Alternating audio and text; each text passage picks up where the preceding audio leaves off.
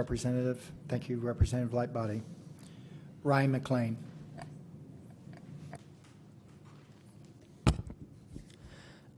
Ohio House Higher Education Committee, Representative Tom Young, the chair, and ranking member Representative Miller, I believe is how I'm supposed to address you. This is my first time doing this. Representatives Beth Lear, Adam Byrd. Parents, teachers, schools, legislators, Ohioans, and Americans. My name is Ryan McClain.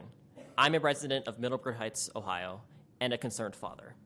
I come to you today in pursuit of the truth, in defense of families, in protection of our Ohio values, and ultimately in defense of the principles of non-aggression that our forefathers set into motion when the story of our nation sprang into action. I think something all of us agree on today is that our children and God's children are the most precious creations to ever step foot on this earth. I have a 9.5-month-old son at home, and I'm certainly blessed to have him in my life. I'm here today to protect his future and others like him who unfortunately are looking at a questionable future at best if this bill is not passed. I support this bill, HB 183, to protect boys and girls from sharing the bathroom because I do not want to see children get hurt in any way. The perversion of children and the destruction of gender coming from the Democratic Party and radical leftists, some of which are in this chamber, is absolutely disturbing. I'll have you know that when I ran for state representative in 2018, I supported the then House Bill 160, the Ohio Fairness Act. Having a baby and watching the sexualization of children unfold has aided my realization that I made a grave mistake ever supporting such horror. Boys and girls, especially developing children, need their own bathrooms and locker rooms because they deserve separate spaces free from the opposite sex. Young girls especially deserve a safe space where they are not disturbed by other children of the opposite sex. Putting boys into a young girl's space is the ultimate violation of her space, her body, and her individual rights. I know I'll be called a hypocrite for claiming to be pro-liberty while supporting this bill, and I've heard the argument before that this legislation puts the police state in the bathroom. I have been fighting the duopoly police state since 2018, and let me be the first person here to say that's ridiculous. Standing up for the right to have a private space for the sexes is not only common sense, it is a defense of individual liberty. This bill protects the liberty to one's own space. As I mentioned before, it is essential that developing children have their own spaces for a few reasons. They are free of ridicule in their own sex-designated space. They can take care of health needs the opposite sex has no business interfering with. Sex-designated spaces promote healthy boundaries as children age. It helps them understand that the opposite sex cannot interfere with the most private aspects of your life at mere will. Boundaries is especially important for what the psychological world recognizes as Erickson's stages of psychosocial development of the child. How can a child go through the first 5 stages of psychosocial development when prevented by perverted Democrats from doing so? The lies pushed by the left that gender is a mere social construct interferes with stages 3 through 5. The most important stages of development. During the initiative versus guilt stage, a child questions whether he or she is good or bad.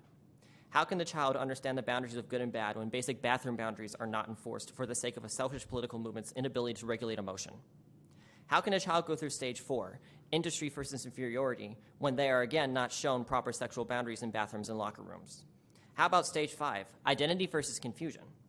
This is where it's most important that we stop enforcing the lie that gender is a mere social construct, because by doing so, we are seeing a massive increase in the amount of tweens and teens who do not understand for a second who they are. Identity development is critical to good mental health. Most trans kids start identifying as either the opposite or a pseudo-gender between the ages of 11 and 18. Around the same time, stage 5 of Erickson's psychosocial development begins. We have also seen a large increase in suicide attempts, depression, and anxiety within that age frame, according to the American Pediatric Association. Do you agree that we have a strong hypothesis here? Borderline personality disorder was once unheard of in teens, and now it's presenting itself as early as 12. BPD is a disorder of emotional chaos caused by lack or loss of identity. Sex-designated spaces, as pointed out earlier from other people, also deter sexual-related crimes against all ages and helps protect children from the demons who walk the earth. The destruction of sex-designated spaces such as locker rooms and bathrooms is an important piece of the left's destruction of the truth that only 2 genders exist. We the people are here today to pursue the truth. Because for mental health reasons I mentioned above, it is emotional abuse to lie to a child and tell that child he or she is not the gender assigned at birth. Lying to that child in pursuit of your own selfish emotions is damaging them past the point of recovery in a reasonable time frame. The left is destroying the psychology of children for a failed, abusive experiment. The left is endangering children in pursuit of destroying everything we know to be scientifically correct. That In closing, I do go want ahead. to thank the Ohio Higher Education Committee for allowing me to provide proponent testimony on House Bill 183 today.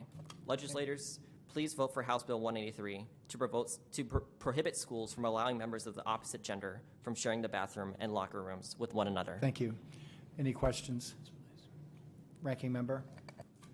Thank you, Chair. So I'm going to ask for some respect because you have pointed out members of this body, this committee. You have identified them. I can deal with the radical, and you can throw the leftists, and you can throw the Democratic Party. But when you start throwing out perverted, that is completely unacceptable in any testimony. And I will not stand for that, regardless of where our committee's at. I will not stand for that as ranking member. You have your argument, you have your opinions, you have your thoughts. You're more than welcome to express them here. Do not attack my colleagues. Thank you.